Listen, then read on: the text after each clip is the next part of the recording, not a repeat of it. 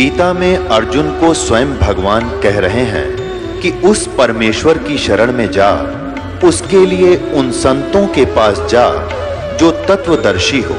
इसी प्रकार हजरत मोहम्मद को उनका अल्लाह कह रहा है कि कोई और पूर्ण परमात्मा है, उसको पाने के लिए उन तत्वदर्शी संत की तलाश कर। वो प्रभु कौन है, ये जानने के लिए कृपया अवश्य सुनिए जगत गुरु तत्वदर्शी संत रामपाल जी महाराज के अमृत वचन।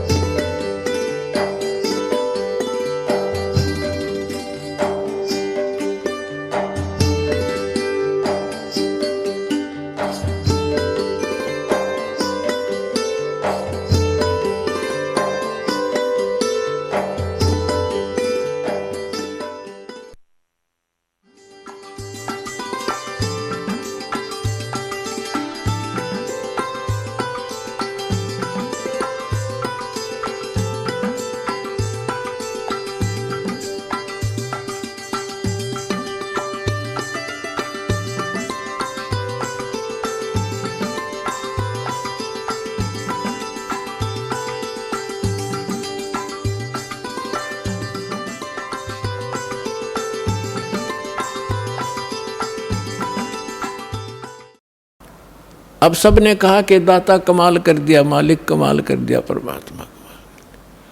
परमेश्वर ने कहा कि उसका नाम कमाली रख दिया परमेश्वर ने, और जा बेटी तेरे पिता के साथ ले जा शेख तकी। अब वो लड़की कहती है कि नहीं, आज मुझे अपने ओरिजिनल फादर का पता लग गया, ये तो नकली पिता था, मुझे माटी में डाल गया। आज मुझे अपने असली पिता का पता लग गया है। और 1.5 घंटे तक उस लड़की ने वहाँ कथा सुनाई, अपने पूर्व जन्म की कथा सुनाई। अपने आत्माओं, परमात्मा कहते हैं जो जन मेरी शरण है ताका हूँ दास, गेल गेल लाग्या फिरूं जब तक धरती आकाश। अब ये जो पिछली पीढ़ी का समय अब चल रहा है, और जितने पुण्यात्मा श्रद्धा से नाम लेंगे ये तो पार होंगे ही होंगे। ये तो करोड़ों की संख्या में, लाखों अरबों की संख्या में पार होंगे। लेकिन इस भक्ति युग के अंत में कुछ ऐसे काल के दूत आएंगे, धीरे धीरे भ्रमित करना शुरू करेंगे, तो अपने आप ऑटोमेटिकली है, वो तो होगा ही होगा। उस समय कुछ भक्त रह जाएंगे, वो पार ना हो पाएंगे। तो उनमें से यही आत्मा कमाली और कमाल की थी। तो परमात्मा, उस लड़की ने अपने पूर्व जन्म की कथा सुनाई। पहले भी ये मुसलमान घर में जन्मी थी, ये अपने पिता के घर पर थी, और श्रद्धा पिछली भक्ति की इतनी गजब की थी, बहुत की नहीं। और वहाँ परमात्मा, जब ये लड़की चारा लेने के लिए पशुओं का खेतों में गई हुई थी, वहाँ भगवान मिले थे कबीर जी जिंदा महात्मा के रूप में, एक कुएं पर बैठे थे। तो वहाँ लड़की ने भी अपना जो चारा ला था उस वृक्ष के नीचे रखा। उस समय विश्राम करने के लिए साधु मिल गए, पीर जी खड़े दिखे तो उनसे प्रणाम किया। परमात्मा ने काफ़ी उसको ज्ञान दिया, बेटा भक्ति करनी चाहिए। वो कहती जी भक्ति करती हूँ, ईद बकरीद मनाते हैं, नमाज करती हूँ, ऐसे करती हूँ। परमात्मा ने सारा ज्ञान समझाया, बेटी ये ईद और बकरीद मनाना, मांस खाना, ये महापाप है, ये नहीं खाना चाहिए। कोई आपको काट कर खावे कैसा लगे। लड़की स्तब्ध हुई, बच्चे का जल्दी घर करती है ये ज्ञान। अज्ञान भी ज्ञान भी, बुराई भी और अच्छाई बच्चा जल्दी से ग्रहण करता है, जैसा उसको माहौल मिलता है। काफ़ी ज्ञान सुनाया, बेटी ये भक्ति नहीं, भक्ति अलग से हट के इसकी। अब सामने देखा कि भी मुसलमान ही है, ये बता रहा है, तो बच्ची के बात समझ में आ गई। कहने के भगवान फिर क्या करूं कि बेटी जो मैं साधना बताऊं ये करना, और ये 2 दिन का जीवन है, असंग जन्म हो गया, जन्म तेर मृत्यों को मैं ऐसी साधना बताऊंगा ये पीछा छूट जाएगा। लड़की ने क्या नाम ले लिया, और बेटी मांस नहीं खाएगी। अगर नहीं खाऊंगी महाराज, कत्ती नहीं खाऊंगी, कोई कंपलसरी नहीं मांस खाना, खाओ तो खाओ, मैं नहीं खाऊंगी। लड़की ने दृढ़ निश्चय किया, और लड़की होगी 17-18 साल की, विवाह से मना कर दिया। इतना वैराग हो गया उसके अंदर। और माता पिता को चिंता होगी वे बेटी को हम घर पर नहीं रख सकते, उधर से वो विवाह को मना कर रही है। तो लास्ट में माता पिता ने कह दिया, बेटी अगर तुम विवाह नहीं कराएगी तो हम दोनों आत्महत्या करेंगे, हम तुझे यहाँ नहीं देख सकते, बेटी को कैसे रखेंगे, कल न पता नहीं क्या उक चुक हो जाएगी। अब लड़की ने सोचा है बुढ़ा बुढ़िया मरेंगी, उसने यस कर दी कि ठीक है मैं शादी करवा लूँ। विवाह हो गया, एक बहुत अच्छे नेक अफसर के अधिकारी के उसका विवाह हुआ, क्योंकि जो भगवान की भक्ति करे वो तो ठीक ठिकाने जागा बालक। वो नेक आदमी था, मुसलमान, भगवान से डरने वाला था। ठीक है हम परंपरागत से गलतियां कर भी रहे अपने समाज अनुसार, लेकिन पिछले संस्कार भी हमारे साथ रहते। वो बहुत ही अच्छा आदमी था, नेक आदमी था, भगवान से डरने वाला। वैसे भी स्वभाव अच्छा होता व्यक्तियों का, चाहे हिंदू होते, मुसलमान, सिख हो, ऐसा ही उनका अपना भी कुछ आधार होता पूर्व जन्म का। तो जब वो लड़की वहाँ विवाह करके वहाँ गई अपने पति के पास, तो उसको कहा कि मैं आपसे एक अर्ज करना चाहूँगी, वो मेरी अर्ज सुनो। उसने कहा कि बोलो, एक छोड़ दो बता। कि मैं संतानों उत्पत्ति नहीं करूँगी, मैं सप्रस नहीं करूँगी आपको, और आपने यदि मेरे साथ बलपूर्वक किया तो मैं आत्महत्या कर लूँगी। तो उसने कहा, उसका नाम राबिया था, कि राबी आपने निकाह कबूल क्यों किया? मना कर देती, कोई कंपलसरी मुसलमानों में एक ऑप्शन है, लड़की स्वीकृति देगी तो ब्याह होगा, नहीं तो नहीं होगा।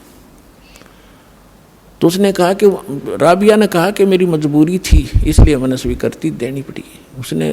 उसके पति ने पूछा कि मजबूरी क्या थी तेरी?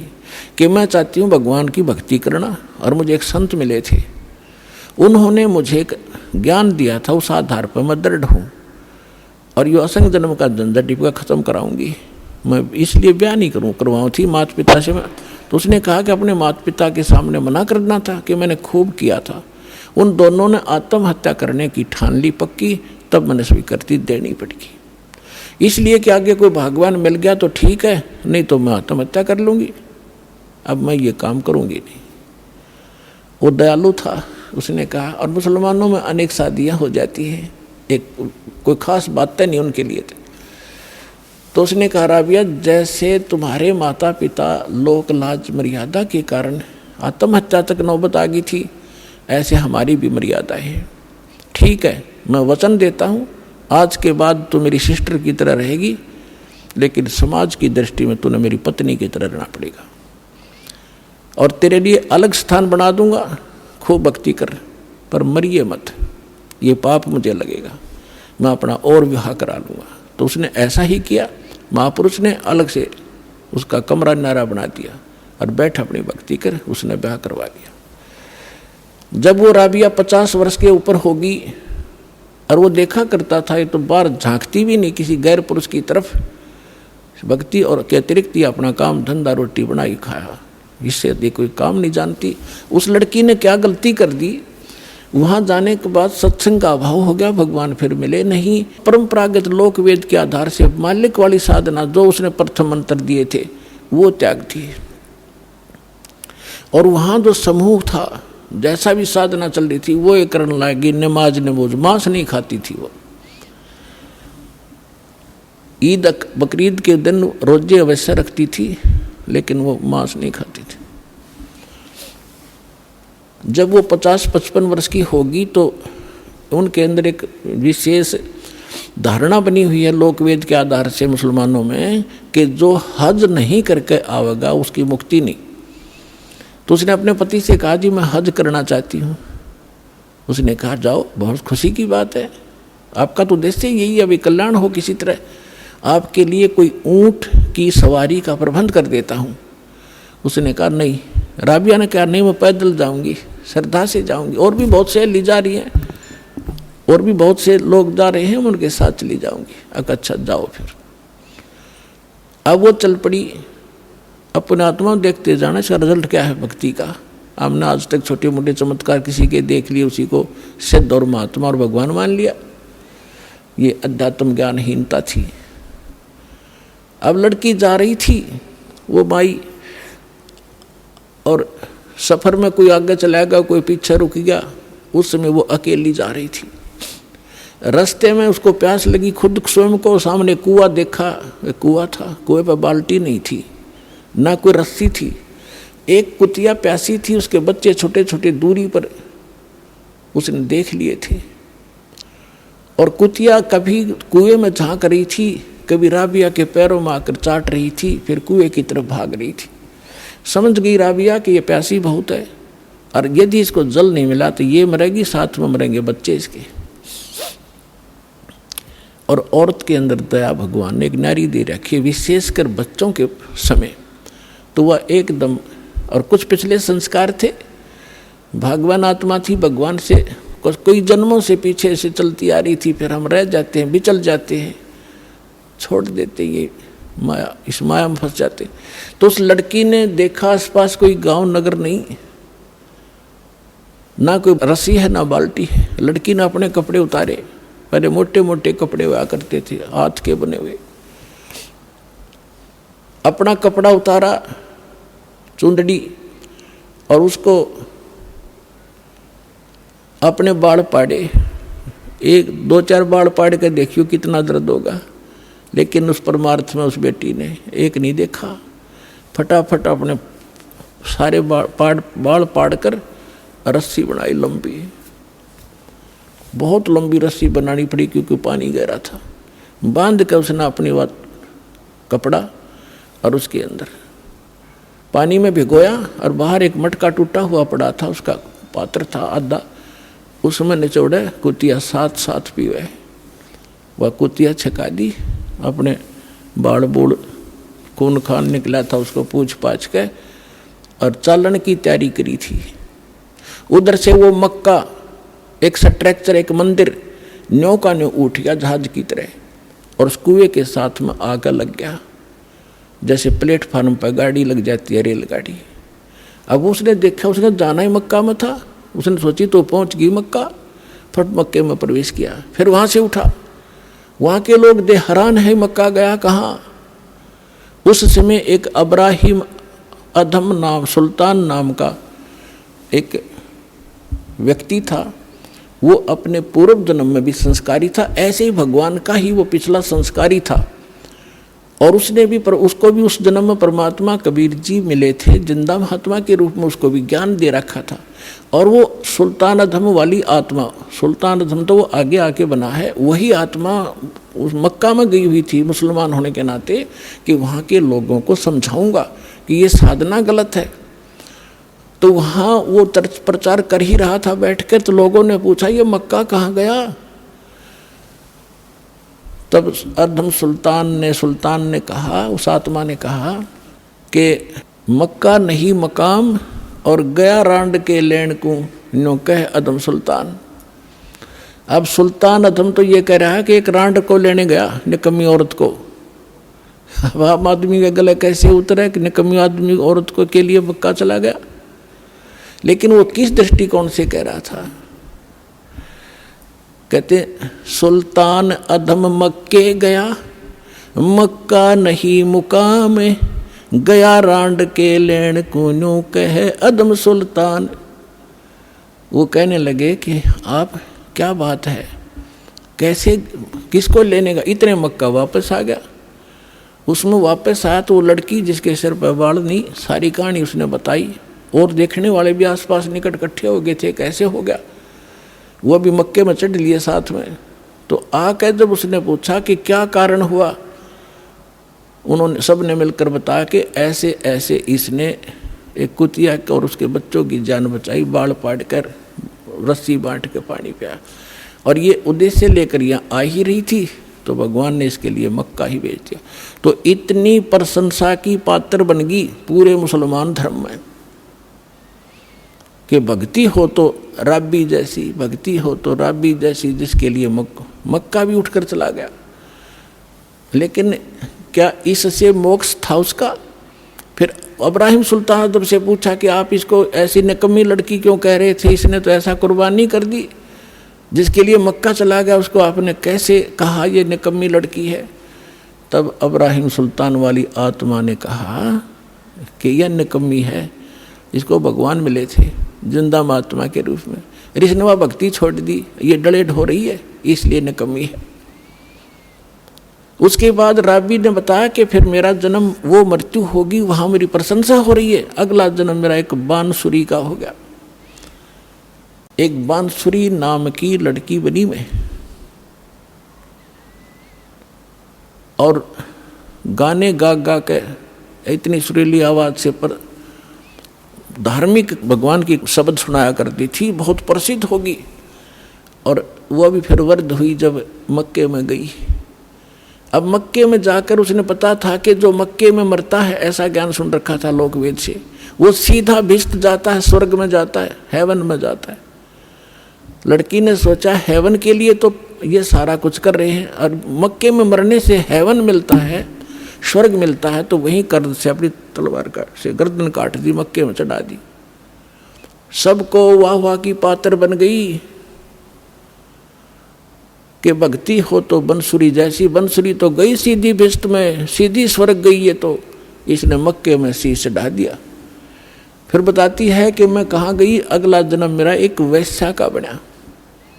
मैंने अपने खूब कर्म फोड़े, वो मेरा जन्म फिर समाप्त हुआ। अब मेरी आयु 12 वर्ष की मनुष्य जीवन की शेष थी, मानव शरीर की।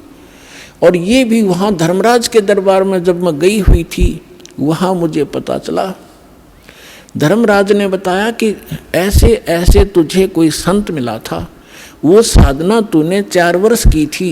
हाँ जी, 4 वर्ष की थी, उसके कारण तुझे ये इतने मनुष्य जीवन मिले हैं। अब तेरा मनुष्य जीवन शेष नहीं है, अब तू पशु योनि में जाएगी। कुछ दिन इंतजार कर, तेरा नंबर आते ही वहां ठोक देंगे तुझे।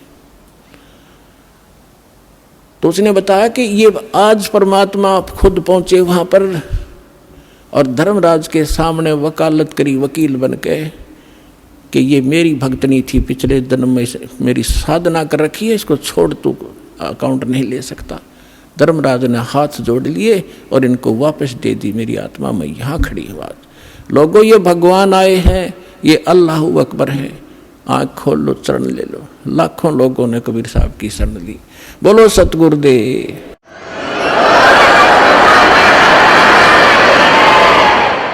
और उस लड़की ने कहा, मैं आज से अपने पिता के साथ रहूंगी, मेरा जीवन शेष नहीं था।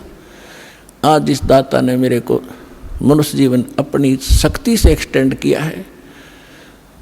समर्थ का शरणाग हो, रंग होरी हो, भाई कदे न हो एकाज, राम रंग होरी हो।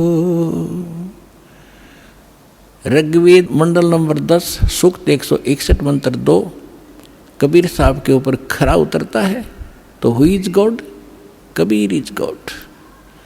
और कितनी कथा सुनाऊं आपको इस समर्थ भगवान की। और कृष्ण जी की हम एक कथा गाया करते थे, उसने सुन सुन के भगवान मान लिया। तो कबीर साहब समझाया करते थे, कबीर साहब कहा करते थे, बंधन काटे विपत में, कठिन कियो संग्राम, चिन्नो रे नर प्राणिया, वो गरुड़ बड़ो के राम। परमात्मा समझाया करते थे उस समय कि तुम श्री राम को भगवान बताते हो, और जब तुम्हारी कथा में है रामायण में कि श्री रामचंद्र जी को, रामचंद्र जी के ऊपर पूरी सेना के ऊपर नाग फांस का एक हथियार छोड़ दिया था। सारी की सारी सेना नाग फांस में आ गई थी, यानी इतने सर्प हो गए थे, सभी सेना को ऐसे हाथों से और चारों तरफ लपेट के बांध दिया था, इंक्लूडिंग लक्ष्मण एंड श्री राम। और ऐसे खड़े थे, ऐसा है हुए सारे, जैसे ईंख बांध दिया करें। और सारी सेना खड़ी खड़ी देखा कि काटेंगे ये सारे राक्षस हमें। तब नो कहे हैं कि गरुड़ से पुकार करी गई। गरुड़ वो पक्षी जो श्री रामचंद्र विष्णु जी का वाहन बताते हैं। गरुड़ आए, गरुड़ ने फिर उनके नाग काटे, सारे नाग मार दिए। जब भगवान श्री राम बंधन मुक्त हुए, परमात्मा कहे फिर बंदी छोड़ कौन होया? गरुड़ हो गया, तेरे राम का भी बंदी छोड़। काटे बंधन विपत में, वो कठिन कियो संग्राम, चिन्नो रे नर प्राणिया ये गरुड़ बड़ो के राम। एक गोवर्धन पर्वत को उठा लिया श्री कृष्ण जी ने, तुमने भगवान मान लिया। गोवर्धन श्री कृष्ण धारो द्रोणगिरी हनुमंते, शेष नाग सब सृष्टि उठारा इनमें कौन भगवंते। क्या एक पहाड़ को उठाने मात्र से भगवान की संज्ञा में ले लिया, समर्थ मान लिया तुमने? तो तुम्हारी कथा तुम लोकवेद सुनाते रहते हो कि शेष नाग ने सारे ब्रह्मांडों को सिर पर रख रखा है, फिर और हनुमान जी ने द्रोणागिरी उठा लिया था, इनमें कौन सा भगवान? ये भगवान की पहचान नहीं, जो तुमने पैमाना ला रखा है, ये भगवान मापन का नहीं है। फिर कहते हैं समुद्र पाट लंका गयो, यो सीता को भरतार, अगस्त ऋषि ने ये सातों पी लिए, इनमें कौन करतार। ओए होए, ऐसे सटीक प्रमाण दे रखे भगवान ने, फिर भी हमारी आंखें नहीं खुली, क्योंकि हमारी बुद्धि काल के प्रभाव से इतनी दबी हुई थी। परमात्मा ने कहा कि तुम्हारी बात बड़ी करता हूं कि श्री रामचंद्र जी ने समुद्र पर पुल बनवा दिया, इसलिए आप उसको भगवान मानते हैं। वैसे तो यह कहानी न्यारी है, दास बताता रहता है। ये खुद भगवान कबीर साहब गए थे एक महात्मा मुनिंदर के रूप में, और इनकी अर्ज पर एक पत्थर को, एक पहाड़ को हल्का कर दिया था, चारों तरफ रेखा खींच दी थी कि ये फ्लोटिंग हो गया है, अरे ले जाओ पुल बांध लो। श्री राम के बस का ना था समुद्र पर पुल बनाना। तो परमात्मा कहते चल तुम्हारी बात बड़ी मानते हैं, वह तो बात तुम्हारे कहाँ समझ में आवेगी। समुद्र को पाट के यानी उसको पुल बना के छाप के, और लंका गया था कौन? तुम्हारी सीता का पति राम, सीता को भरतार। अगस्त ऋषि ने तुम आप बताओ सातों पी लिए घूट में, तो इनमें कौन सा भगवान? जबकि श्री रामचंद्र जी तो 3 दिन तक समुद्र में खड़े होकर याचना कर रहा था, मन रास्ता दे दे, फिर भी ना रास्ता मिला। और अगस्त ऋषि ने एक घूंट में सारे पी लिए थे, फिर वापस भर दिए। अगर ये इस तरह के अटपट से तुम भगवान को प्रसिद्ध करना चाहते हो तो यूं भी सिद्ध ना होता तुम्हारा।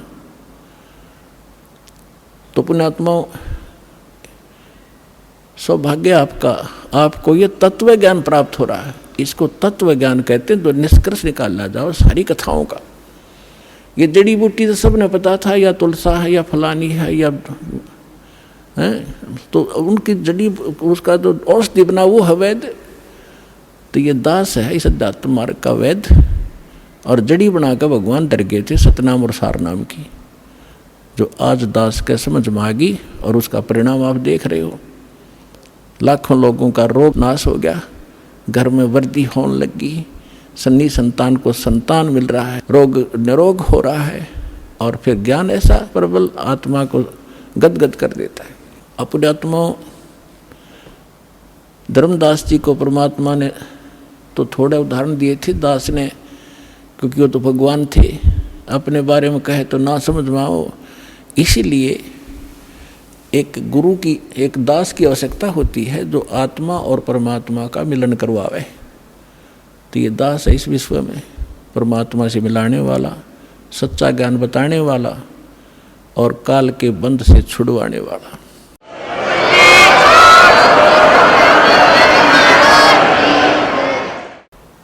अब दूसरा प्रसंग था धर्मदास जी का कि भगवान श्री कृष्ण ने सुदामा जी के 2 मुट्ठी चावल खा के और उनको धनी बना दिया, उसका एक महल बना दिया। परमात्मा बोले एक राजा का मित्र, उसके लिए कोई खास बात है? तुम आप बताते हो श्री राम कृष्ण जी तो राजा थे द्वारका के, एक मित्र के लिए एक ढूंढ बना दिया छोटा सा, एक दे दिए उसमें 200-400 रुपये, वो सारी उम्र बतेरे उसको। तो इसी से भगवान मान लिया। अब ये दास बताएगा। अपने आत्माओं, वैसे थोड़ी सी जो शिक्षाएं हैं, क्योंकि जो हम पहले ज्ञान सुना करते थे वो ज्ञान समझ लो प्राइमरी स्तर का था। ब्रह्मा विष्णु महेश को ये भगवान मानते थे, तो ये ज्ञान प्राथमिक पहली 5वीं कक्षा तक का समझो। और जो काल को, ब्रह्म को भगवान मानते थे, वो मैट्रिक तक का ज्ञान समझो। उनकी बुद्धि मैट्रिक तक समझो। लेकिन विधि ठीक ना होने से और वैसे उनको मान लेने से, वो ज्ञान होने से भी कोई लाभ नहीं था। अब जैसे हम कथा सुना करते सुदामा और कृष्ण जी की, अब इन कथाओं से भी थोड़ा सा निष्कर्ष हम साथ लेकर चलेंगे, तभी हम, क्योंकि बच्चा जो 5वीं 6वीं 7वीं 10वीं पढ़ ले तभी तो अगली पढ़ाई पढ़ सकता है, वो सीधा 11वीं में कैसे हो सकता है। तो वो पढ़ाई पहले आपको पढ़ा कर आगे चलेंगे। श्री कृष्ण जी बालकपन में और सुदामा जी एक ही पाठशाला में पढ़ा करते थे, और सुदामा ब्राह्मण थे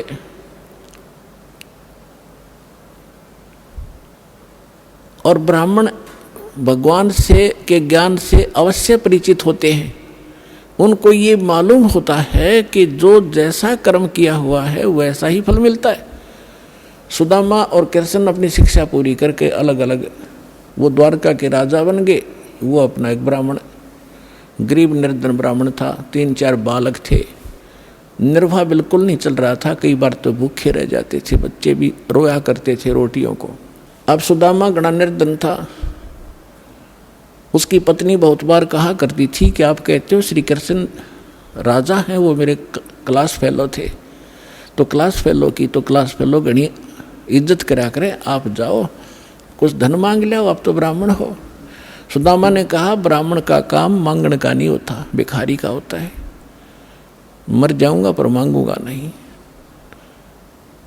लेकिन उस मिश्राणी के घड़ा कहने से, बार बार कहने से वो विवश हो गया कि चल या कहती हो तो मैं चला जाता हूं पर मांगू कति नहीं।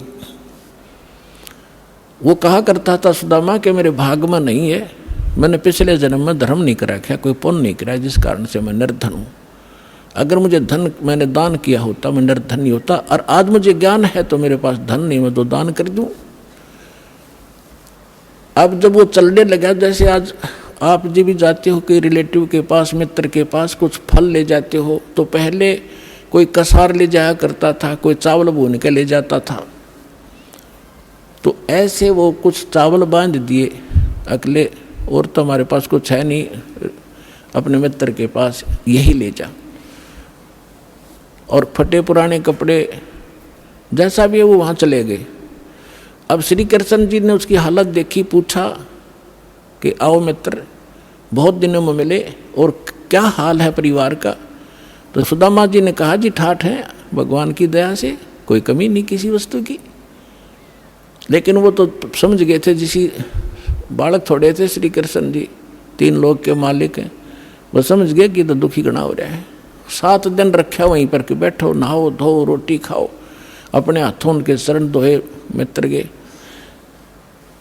अब 7 दिन के अंदर विश्वकर्मा को बुलाकर वहाँ महल बना दिया, पीछे थे, धन दे दिया, एक मेरे मित्र के पास भेज दो और उसको आजीवन धन दे दो। अब उधर से सुदामा जब चलने लगा, 7वें दिन के मित्र में जाता हूँ, बच्चों की याद सता रही है, एक अच्छा जाइए। उसके कपड़े सफ़ेद बढ़िया बनवा दिए, वो पहना दिए उसको। लेकिन चलते समय भी ये नहीं कहा कि मैं कुछ लेने आया था। लेकिन मन में दोष जरूर आ गया थोड़ा सा कि काहे का मित्र है, इसको नहीं पता मेरी क्या हालत थी, और मेरे से पूछा क्या हाल है, इसको खुद सोचना चाहिए था। ये इतना दोष आया था। रास्ते में क्या हुआ कि बदमाश लोगों ने देखा कि वो सेठ आवा है, अच्छे काचे कपड़े पहन रहा है, नए नए, उसको जाते ही पकड़ लिया। वह कपड़े भी उतार लिए सारे, जेब में कुछ था ही नहीं, वो उठा ले गए। अब फिर उसके मन में आई कि भाई गलती करी मैंने, मित्र का की आलोचना करी, जिसकी सजा मुझे ये मिल गई। क्योंकि हम भगत आत्मा इसी हिसाब ला लिया करन तुरंत। तो अब लंबी कहानी ना कहूँ, दास उसने आकर देखा कि महल बना है, बड़ा खुश हुआ, लेकिन मांगा नहीं। इसको ब्राह्मण कहते हैं। अरे ये ब्राह्मण इतने दर्दे तेरे न्यू हो जाएगा, तेरे पर करड़ाई आने वाली है, ये कर दे, फलान कर दे, श्राद्ध निकलवा ले, मेरी दक्षिणा इतनी दे दे, ये ब्राह्मण नहीं है। अब देखो, एक तुम भगवान मानते थे श्री कृष्ण जी को, विष्णु उर्फ विष्णु जी को, विष्णु ही श्री कृष्ण मानते हैं, और उन्होंने कितनी सहायता दे दी सुदामा जी को। एक मकान बना दिया छोटा सा पक्का, और एक जीवन क्या निर्वाह भी दे दिया, ना तो मोक्ष श्री कृष्ण का और ना मोक्ष सुदामा का। अब उस समर्थ परमात्मा ने क्या दिया, एक तैमूर लंग नाम का एक लोहार था मुसलमान धर्म में, और वो बहुत निर्धन थे, भेड़ बकरियों का पाली जाया करता था, साहूकार लोगों का। उससे उस समय ये नोट नाट नहीं हुआ करते थे, बस दाने दे देते थे, कणक दे देते थे आपस में। तो जिससे वो दो माँ बेटा थे, पिता की मृत्यु हो चुकी थी। इतना निर्धन थे कि बस हैंड टू माउथ ही थी। उसकी माता बड़ी भाग्यवान थी, बहुत धार्मिक व्यक्ति की थी। कोई भी रास्ते चलता व्यक्ति आ जाता था उसके घर पे, खाना खाए बिना जान नहीं देती थी।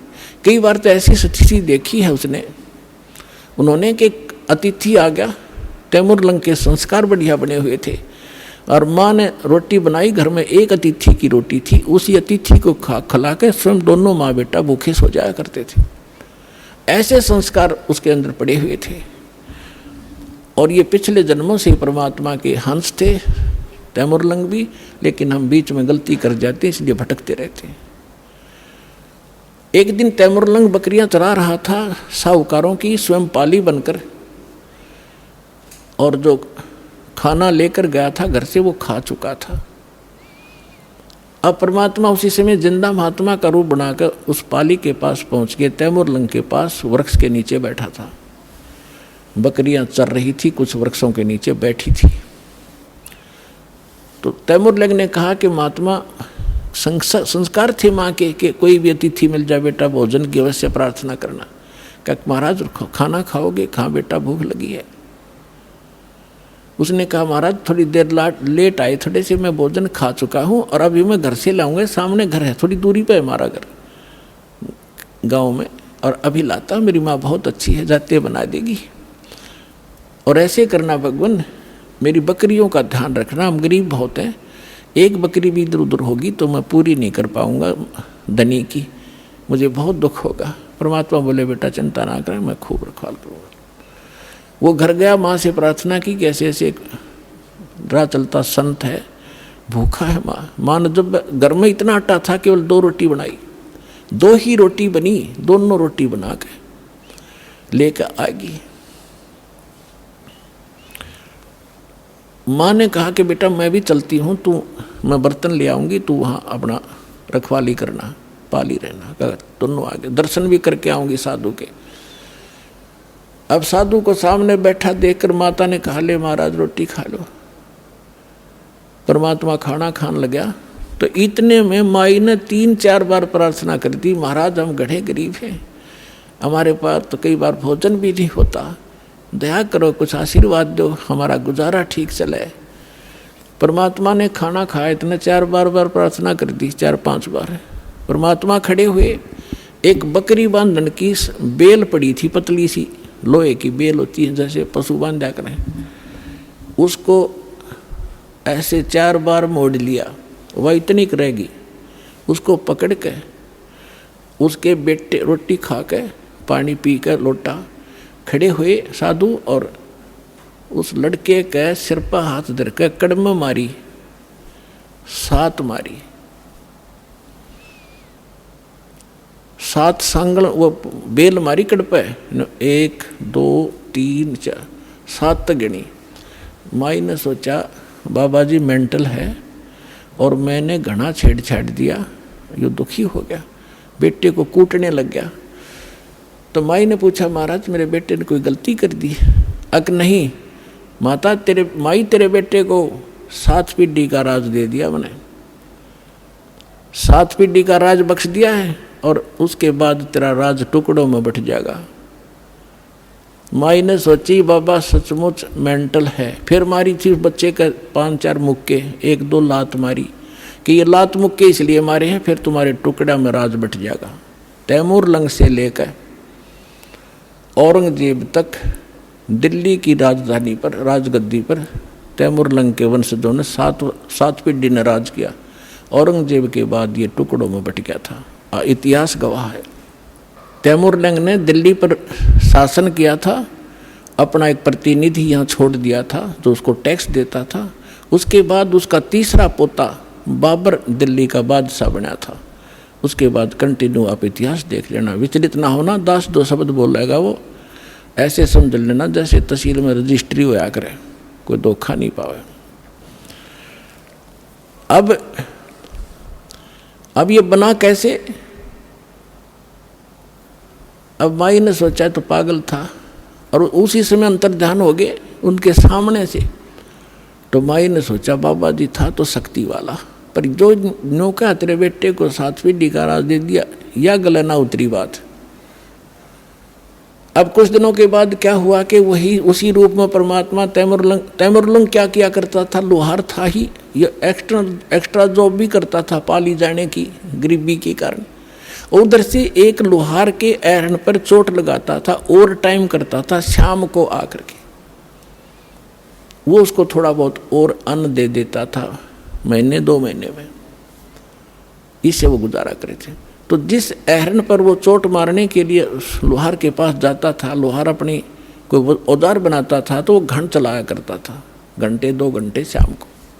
लोहारों के पास इतना इसी समय शाम को ही ज़्यादा कार्य होता था।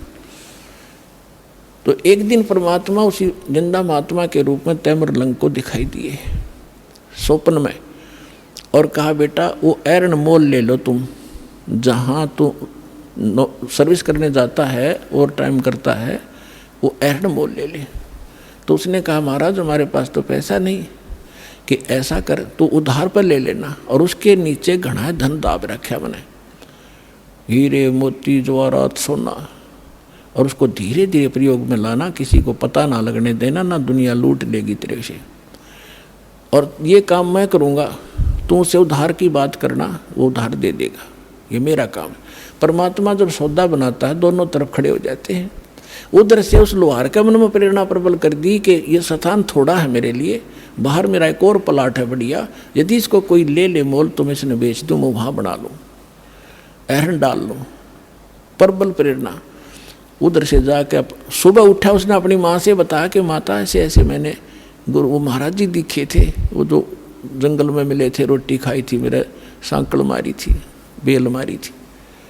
उसकी माँ बोली बेटा दिखे मुझे भी थे स्वप्न में आज ही, पर मैं कुछ शब्द समझ नहीं पाई वो कहे क्या रहे थे। तैमुरलंग बोला मैं बताता हूँ, मेरे याद है, उन्हें ऐसे ऐसे बता। तो कहने लगी बेटा महात्मा तो शक्ति वाले थे, हमें एकदम अंतर्ध्यान हो गए थे, पर वो पैसा तो है नहीं बेटा, लेंगे कैसे हम उसको। तो उन्होंने समाधान बताया है कि आप उधार कर की बात करो। माँ बोली देख ले बेटा ट्राई करके। तो उसने जाके तैमुरलंग ने कहा कि भाई मैं एक अर्ज करता हूँ आपसे, ये मैं भी गुजारा कर लूँ, मैं भी लोहार हूँ, आप भी लोहार हो, और मुझे एरन दे दो ये। वो बोला पैसे कब देगा तू? एरन वाला बोला कि अभी तो है नहीं, मैं कुमा के दे दूंगा। पक्की बात? पक्की, 1 साल में दे देना। हाँ 1 साल में दे दूंगा। अब पे कवा दी परमात्मा ने। तो तैमुरलंग के ठिकाना नहीं रहा खुशी का। उसने तो अगले दिन वहाँ से एरन निकाला, बोला एरन भी छोड़ दे। एरन भी छोड़ दूंगा, पुराना हो रहा है। वहाँ जाके अब नया गाड़ लिया एक लोहे का लठ उसने, और वो वहीं छोड़ गई। माँ बेटा ने चारों तरफ 4 द्वारी बनाई, कच्ची ईंटें बना कर कुछ, उस पर एक झोंपड़ी सी डाल ली और एरन बाहर रख लिया। नीचे से खोदा तो नो का नो धन पाया उसने। अपने आत्माओं उस समय जब ये पाली जाया करता था तैमुरलंग, उस समय उसने के दृष्टांत एक घटना देखी थी जो उसके हृदय को छू गई थी, वो मिट नहीं रही थी हृदय से। उसी नगरी का राजा घना निकम्मा था और गांव की सुंदर लड़की उसके एजेंट बता दिया करते थे, और वो अपने मंत्री और सैनिकों को द्वारा उन लड़कियों को उठा ले जाता था, उनके साथ विलास किया करता था। एक दिन ऐसी एक लड़की गांव की तैमुरलंग के ही आसपास घर की चारा लेकर आ रही थी खेतों से। सुंदर लड़की थी। राजा के कर्मचारी उसको अपहरण करने लगे। उसने आवाज़ लगाई, रे तैमुरलंग, ए तैमुरलंग मुझे बचा भाई, तैमुरलंग मुझे बचा भाई। तैमुरलंग ने देखा भाई सचमुच ये तो बकवादी आदमी है, पाड़ी के पास तो लठ होता है, डंडा लेकर लठ बाज लिया, ताबड़ तोड़ लाग गया उन सैनिकों ने कूटने। वो 4-5 थे, वो अकेला था। तो उन सैनिकों ने उसको इतना पीट दिया, मार दिया, कति ख़त्म करके डाल गए, पीठ छेद कर लड़की को उठा ले गए। जब वो होश में आया उसके बाद उसने ये प्रतिज्ञा कर ली कि यदि मैं राजा बन गया, इसको सबक सिखाऊंगा इस राजा को। अब राजा की सपने भी नहीं, पर मन में तो आवे है सब कहिए बात। उधर से क्या हुआ, उसने धन देखा, दोनों माँ बेटा खुशी का ठिकाना नहीं। लेकिन निर्देश जो महाराज ने दे रखा था वो याद रखा, कुछ धन निकाला, दूर देश में जाकर बेचा। वहाँ से क्या किया उसने, कुछ अपने साथी सैनिकों से कहा घोड़े लाया, पहले घोड़े लाया, घोड़े लाकर बेच दिया, क्यों उधर घोड़ों का व्यापार ज़्यादा होता। तो लोगों ने सोचा इसका व्यापार में बहुत वृद्धि होगी, एकदम ये तो बहुत 1-2 घोड़ा लिया, फिर 10-10, 20-20 लाला बेचने लग गया।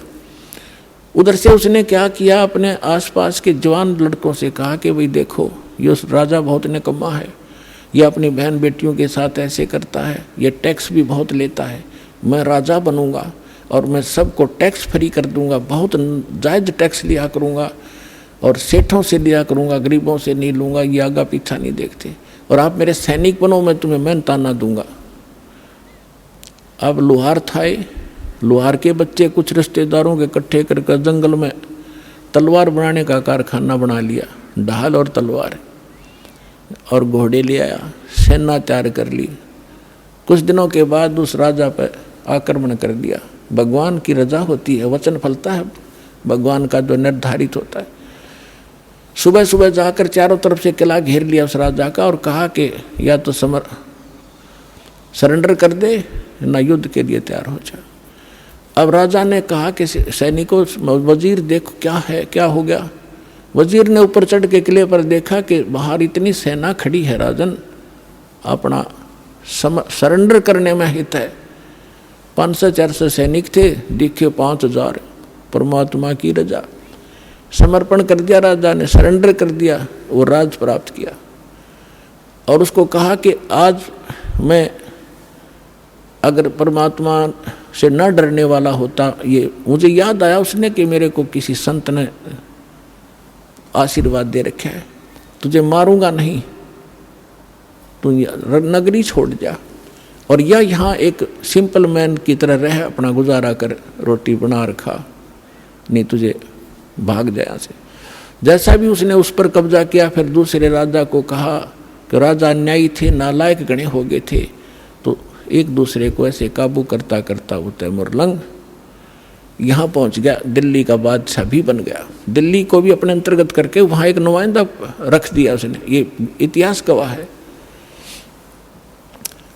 तो तैमूरलंग ने जब ये शासन सहारा पा लिया, तब परमात्मा फिर मिले हैं। ऐसे शिकार में वो गया हुआ था, कहने लगा रहा निकम्मी आत्मा। वो बैठा था तो वहाँ उसने बहुत सुंदर कपड़े पहन रखे थे तैमूरलंग ने, बहुत, यानी 2.5 रुपये की कीमत थी उसके पूरी ड्रेस की।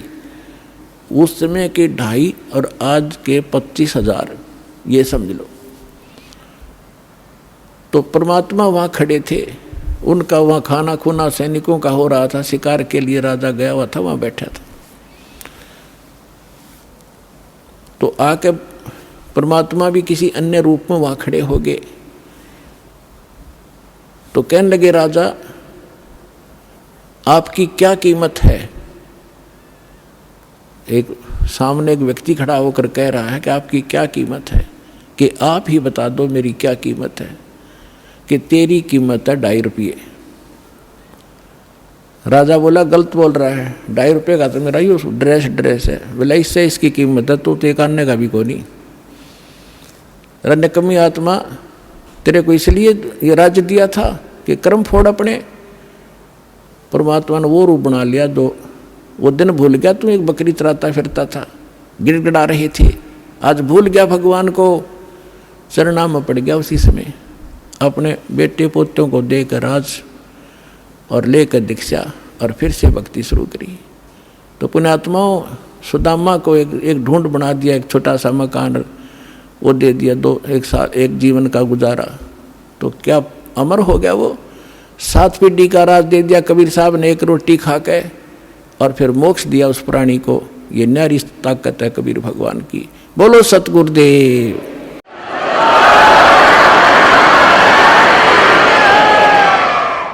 समर्थ का शरणाग हो, रंग होरी हो, कदे न हो एकाज राम रंग होरी हो। कि ऐसे समर्थ की शरण प्राप्त करो, यहाँ रहोगे तो जब तक मौत से रहोगे कोई आपत्ति नहीं आने देगा, यदि मर्यादा में रहे। और सतलोक जाओगे सदा का सुख हो जाएगा। बोलो सतगुरुदेव।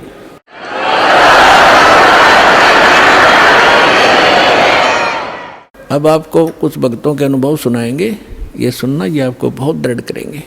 नमस्कार सर। सत साहिब जी। क्या शुभ नाम है जी आप जी का? मेरा नाम राम सिंह दास है जी। सर ये कहाँ से आए आप? मैं गुड़गांव हरियाणा से आया हूँ जी।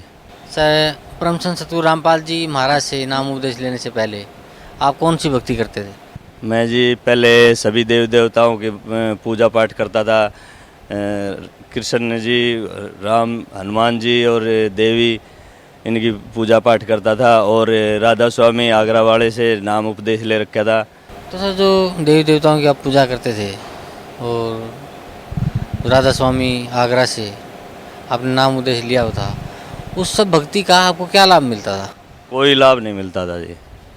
क्या किस संत से, राधा स्वामी आगरा से किस संत से आपने नाम उपदेश लिया था? क्या भक्ति आपको बता रहे थे? कैसे भक्ति की विधि बताते थे? सेठ लाला राम जी था जी नाम उनका।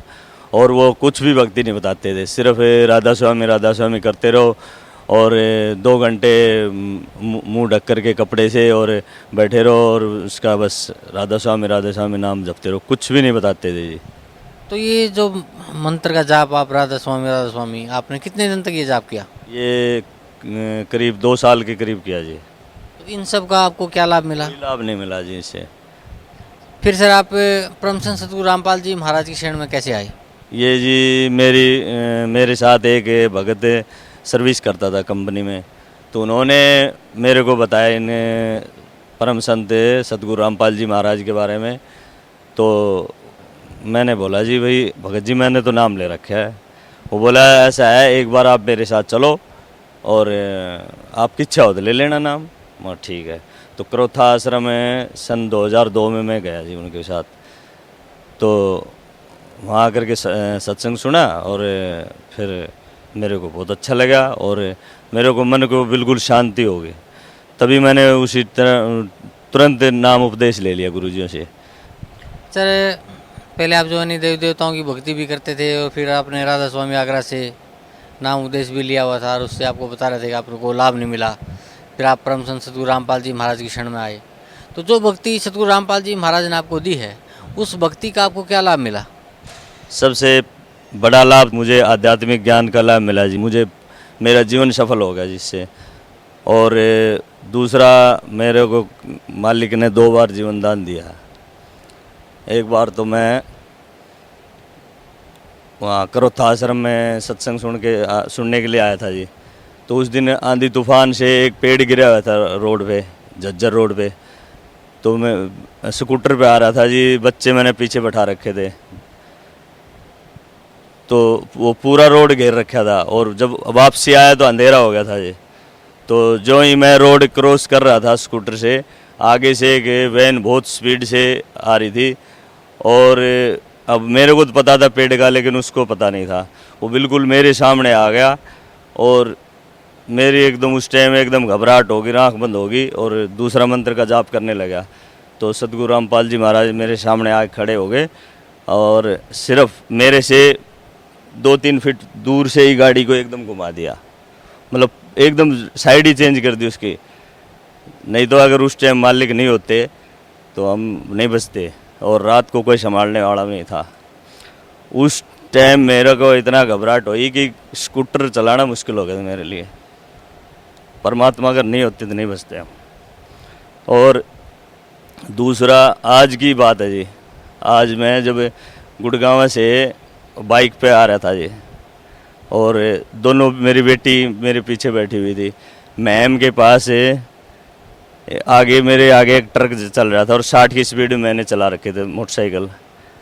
तो उसने एकदम अचानक ब्रेक लगाए और मैं बिल्कुल 5 फीट दूरी पे ही था, 5-7 फीट दूरी पे ही था।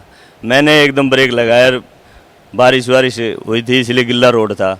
उससे बाइक एकदम ऐसी स्लिप हुई कि बाइक दूर जाए गिरी, मैं दूर गिरा और मेरी बेटियां दूर गिरी। और जब मेरी बेटी एकदम चिल्लाई, जब मैं उठा, चोट लग गई, मेरे भी लगी होगी और इनके बच्चों के भी लग गई। और वहाँ से होटल वाले एकदम 4-5 लोग भाग के आए हमारे को उठाने के लिए। बाइक उठाई, बच्चों को उठाया और मैं एकदम तुरंत मैं तो उठ गया। लेकिन मालिक ने ऐसी दया मेहर करी, ऐसे मतलब इतना वो किया कि हमारे को बिल्कुल खरोंच नहीं आई। मैं दांव स्वस्थ खड़ा हूँ, कोई बिल्कुल नहीं। जबकि बाइक से और 60 की स्पीड से गिरने के बाद हाथ पैर भी टूट सकता है, सिर में भी चोट लगता है। सिर्फ बाइक की एक इंडिकेटर टूटा और बाकी कुछ भी नहीं हुआ। बच्ची का भी, लड़की का भी यहाँ सिर्फ कोने के पास हल्की वो आई, वो बैंडेड लगा दी, कोई वो नहीं। बाकी मालिक ने इतनी वो दया मेहर की, हमारे को जीवन दान ही दिया हमें तो, कि कुछ भी नहीं हुआ। और सर, परम संत सतगुरु रामपाल जी महाराज से नाम उपदेश लेने के बाद आप बता रहे हैं कि आपको 2 बार जीवन दान मिला और सबसे बड़ी उपलब्धि आप ये मानते हैं कि आपको एक आध्यात्मिक मार्ग मिला, क्योंकि इंसान का शरीर मिला है हमें भक्ति करने के लिए, और भक्ति इंसान करता है मुक्ति प्राप्त करने के लिए, सुखी जीवन जीने के लिए। और वो भक्ति आप बता रहे हैं कि परम संत सतगुरु रामपाल जी महाराज के पास है, जिस भक्ति से हमारा जीवन भी सुखी हो सकता है, हमें मुक्ति भी मिल सकती है। तो सर, भक्त समाज को क्या संदेश देना चाहते हैं आप? मैं भक्त समाज को संदेश तो नहीं दे सकता, मालिक की कृपा से। बाकी यह है कि मैं हाथ जोड़ कर प्रार्थना कर सकता हूँ कि परम संत सतगुरु रामपाल जी महाराज संत ही नहीं, पूर्ण परमात्मा हैं, इनके पास आओ। और ख़ासकर मैं अपने रिश्तेदारों को, जो मेरे से नफ़रत करते हैं और मेरे से बोलना भी बंद कर रखा है उन्होंने, और मुझे देख के इतना घृणा करते हैं और गुरुजियों को उल्टा सीधा बोलते हैं, तो उनको मैं हाथ जोड़कर यही प्रार्थना करता हूँ कि आप कम से कम एक बार आकर के इनको आजमाओ, परखो। जब ही तो पता लगा वो अज्ञानियों, किसी दूसरे अज्ञानियों के बहकावे में आकर के। और ऐसा नहीं करना चाहिए, कम से कम आजमाना चाहिए, देखना चाहिए। ये परम संत ही नहीं, पूर्ण परमात्मा है। और आप जहाँ देवी देवताओं पूजते हो, जहाँ दूर दूर तक वो तीर्थ यात्रा वगैरह जाते हो, वहाँ से उससे कोई लाभ नहीं मिलेगा। और यहाँ इतना लाभ मिलेगा आपको, और भक्ति भी मिलेगी। तो आप, हमें तो हाथ जोड़ कर ये प्रार्थना है कि यहाँ सतलोक आश्रम बरवाड़ा में आओ और परम संत सतगुरु रामपाल जी महाराज से नाम दीक्षा लेकर अपना जीवन सफल करो और हर तरह की सुख शांति और लाभ प्राप्त करो। जी धन्यवाद आपका, बहुत बहुत धन्यवाद। नमस्कार सर। सर साहेब जी। क्या शुभ नाम है जी आप जी का? सतीश दास सर। सर कहाँ से आए आप? सर ग्राम अमलावती, जिला सायापुर, मध्य प्रदेश से। सर क्या काम करते हैं आप? जी सर, मेरा एक प्राइवेट स्कूल में टीचर हूँ और खेती का काम भी करता हूँ। सर, परम संत सतगुरु रामपाल जी महाराज की शरण माने से पहले आप कौन सी भक्ति करते थे? जी, हम संत रामपाल जी महाराज की शरण माने से पहले सभी देवी देवताओं की पूजा करते थे, जिसमें गांव में जो झंडे निकलते हैं हनुमान जी के, वो भी निकालते थे, और शिव जी भगवान की गम्मत जो होती है वो गम्मत भी करते थे। और भी गांव में विभिन्न धार्मिक कार्यक्रमों में भाग लेकर के अन्य जगह गम्मत करने के लिए जाया करते थे। तो सर, जो भक्ति आप करते थे या जो गम्मत में आप जाते थे, उस सब का आपको क्या लाभ मिलता था? जी, लाभ की तो कोई बात ही मत करो। और जब हम गम्मत में जाते थे तो जहाँ तक कि ये स्थिति आ जाती थी कि दूसरे गांवों में जब गम्मत के लिए जाते थे भगवान की भक्ति करने के लिए, तो गाड़ी में पेट्रोल भी जो डलाते थे वो भी दूसरे से पैसे मांग के डलाते थे। लाभ तो रहा ही नहीं। फिर सर, परम संत सतगुरु रामपाल जी महाराज की शरण में आप कैसे आए? जी, परमात्मा की मेहर ऐसे हुई। हम स्कूल में जब पढ़ाते थे तो हमारे स्कूल में एक मैथ्स के टीचर की आवश्यकता पड़ी, और जब मैथ्स के टीचर की आवश्यकता पड़ी तो हमने एक हमारे गांव के पास में कड़वाला स्कूल है, उस कड़वाला स्कूल में एक शासकीय टीचर थे जिनका नाम था श्याम सुंदर दास जी, जो भिंड के थे। वो उनको हमने सूचना दी। उनकी सूचना देने पर वो हमारे स्कूल में हाफ टाइम उन्होंने दिया, और हाफ टाइम देने के बाद में फिर ऐसे ही जब 2-4-8 दिन बीत जाने के बाद में फिर हमने उनसे, हम तो हमारी भक्ति पे पूरा विश्वास रखते थे, गम्मत में जाते थे और बहुत अच्छे अच्छे भजन गाते थे। तो ऐसे ही एक दिन उनसे हमने कही कि सर आप गम्मत में आया करो और भगवान की भक्ति करा करो। ऐसे ही 1-2 बार हमने जब उनसे कहने पर उनने कहा कि हम नकली गम्मत नहीं करते हैं, हम ओरिजिनल गम्मत करते हैं। ऐसे ही जब उनसे हमारी बहस हुई तो हमने पूछा कि भाई आप कैसी ओरिजिनल गम्मत करते हो। उनने कहा सारी जो तत्वदर्शी संत रामपाल जी महाराज से नाम उपदेश ले रखा था उन्होंने कहा कि हम पूर्ण परमात्मा की भक्ति करते हैं। और हमने कहा ये पूर्ण परमात्मा कौन है। उन्होंने कहा कि ये पूर्ण परमात्मा करोथा में आए हुए हैं, हिसार हरियाणा, आप चलो एक बार और वहाँ अपना कल्याण कराओ। हमने जब ऐसे ही उनसे वाद विवाद होती गई तो उन्होंने कहा कि आप जो भक्ति कर रहे हैं ये गलत है। हमने कहा कैसे गलत है। उन्होंने कहा कि आप जो किसको मानते हैं। मैंने कि हम सारे ही धर्मों को मानते हैं, गीता जी को मानते हैं और हमारी जो रामायण पहले पढ़ते थे मैंने कि रामायण जी को मानते हैं। आप गीता को मानते हो। मैंने कि हाँ मानते हैं। तो कि आपकी गीता में बोलने वाला भगवान कौन है। मैंने कि कृष्ण है। तो उन्होंने कहा कि आपका कृष्ण तो कह रहा है कि गीता में कहा है कि अक्षर पुरुष एक पेड़ है, निरंजन वा की डार, तीनों देव शाखा है, पात्र रूप संसार। वह 3 देव कौन है। तो हमें तो कोई जानकारी उसकी थी नहीं। फिर उन्होंने ऐसे ही वाद विवाद होते बहुत, हमारे एक टीचर थे वो थोड़ा बहुत जानते थे, हम तो कम जानते थे। उन्होंने उनसे बहस करी। बहस करते ऐसे 2 महीने बीत गए। ऐसा माहौल बन गया स्कूल में कि हम स्कूल से उसकी टाइम से अगल जाकर बहस करने लगते थे। सारे स्कूल में बच्चे भी मतलब हमारी बात को सुन कर के मतलब छुट्टियाँ करने पड़ जाती थी बहुत बार। ऐसे करके बहस होते 2 महीने बीत गए। फिर एक बार हम परेशान हो गए उन सर से, जब हमने यूँ कह दी कि आप ऐसा करो, हम आपके गुरु जी को मान लेंगे, आपका ज्ञान मान लेंगे। जब आप एक हमारे प्रिंसिपल थे जिनका प्रमोद जी यादव नाम था, हमने कहा कि आप एक बार इनको ले जाओ और ये अगर मान लेंगे तो हम भी फिर इनके साथ में चलेंगे। एक बार ऐसे ही 2 दिन बाद का परमात्मा का सत्संग आ रहा था, नवंबर 2009 की बात है। हमने एक बार ऐसे ही माथा उतारनी करने के लिए उनको पहुंचा दिया। जब वो आए तो वो नाम उपदेश लेके चले गए हैं। ज़्यादा उनको ऐसा कोई ज़्यादा रुचि नहीं थी, वो लेके चले गए। हमने उनसे पूछा, मैंने कि सर क्या हुआ। तो उनके बहुत अच्छा है, वहाँ की जगह बहुत पब्लिक आती है, वहाँ की जगह खाने पीने की बहुत अच्छी व्यवस्था है और रहने के लिए सभी को रजाई मिलती है। इसी प्रकार से उन्होंने सारा बताई यहाँ की जो स्थिति थी वो। फिर हम उनके साथ में आए, तब से लेकर आज तक हम परमात्मा की शरण में हैं।